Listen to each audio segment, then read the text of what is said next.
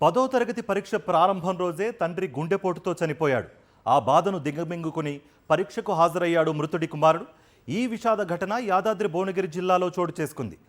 ఇక జిల్లాలోని మోత్కూరుకు చెందిన ప్రభుత్వ ఉపాధ్యాయుడు కూరెళ్ల ఎల్లయ్య ఇవాళ ఉదయం గుండెపోటుకు గురై ప్రాణాలు విడిచారు. ఓవైపు తండ్రి మరణం, మరోవైపు పరీక్షా సమయం.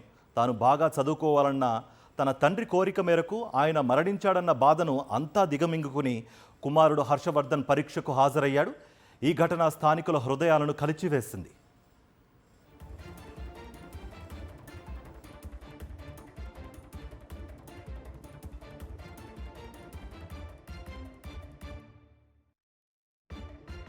తెలంగాణలో 10వ తరగతి పరీక్షలు స్టార్ట్ అయ్యాయి. 9:30 గంటలకు మొదలైన పరీక్ష మధ్యాహ్నం 12:30 గంటల వరకు కొనసాగనుంది. ఏప్రిల్ 16వ తేదీ వరకు పరీక్షలు జరగనున్నాయి. రాష్ట్ర వ్యాప్తంగా 5,28,239 మంది విద్యార్థులు పరీక్షలు రాస్తున్నారు.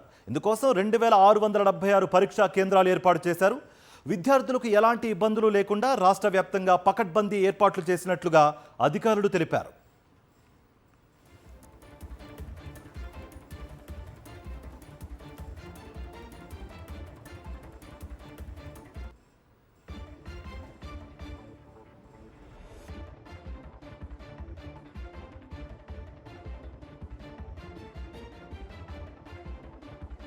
ఇక హాల్ టికెట్పై క్యూఆర్ కోడ్ స్కాన్ చేస్తే నేరుగా గూగుల్ మ్యాప్స్లో ఎగ్జామ్ సెంటర్ లొకేషన్ కనిపించేలా ఏర్పాట్లు చేశారు.